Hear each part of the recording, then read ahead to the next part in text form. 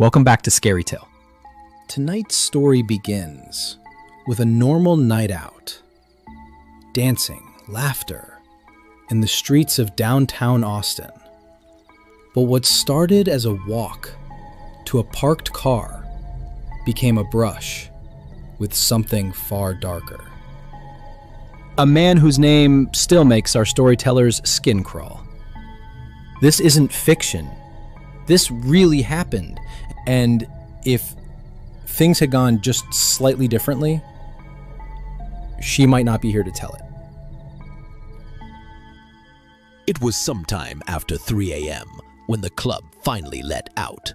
The streets of downtown Austin were still humming, drunk laughter, the occasional car horn, the kind of summer heat that clings to your skin even after midnight. My two friends and I had spent the night dancing, letting loose. We were young, in our 20s, dating guys from the same band. They had just finished a gig at an all-night cafe, and we planned to meet them after grabbing the car. That car, unfortunately, was parked 6 blocks away.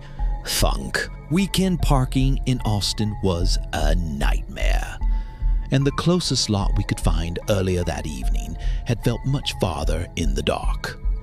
Still buzzing from the music and the energy of the night, we made our way down the sidewalk, heels clicking and laughter trailing behind. That's when we saw them. Two men, mid-30s maybe. One of them hung back, quiet. The other one, he was loud, intrusive. His grin didn't quite reach his eyes. "Where's the party at?" he shouted, his voice slurring. We didn't answer. The air suddenly felt heavier. One of my friends finally snapped, "The party's over." He didn't like that. His face tightened and the air changed.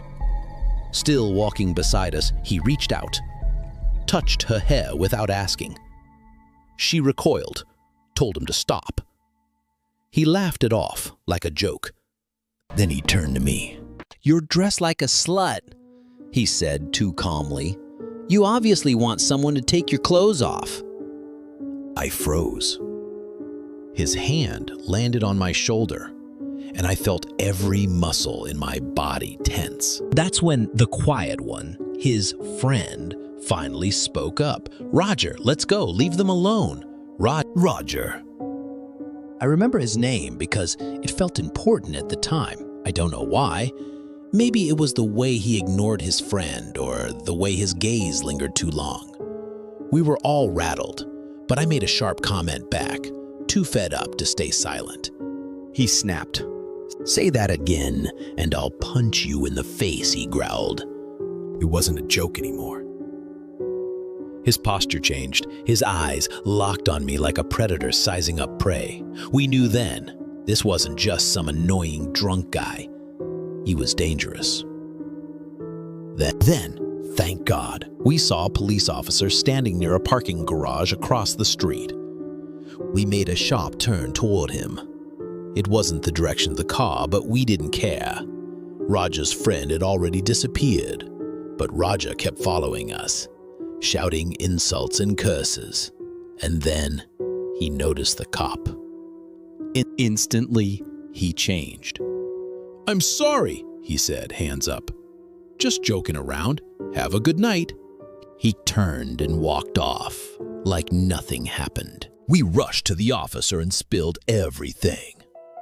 But when we pointed in Roger's direction, he was gone, vanished, not even a silhouette down the street. The officer offered to escort us to the car, but we declined, too shaken to think straight. We just wanted to leave.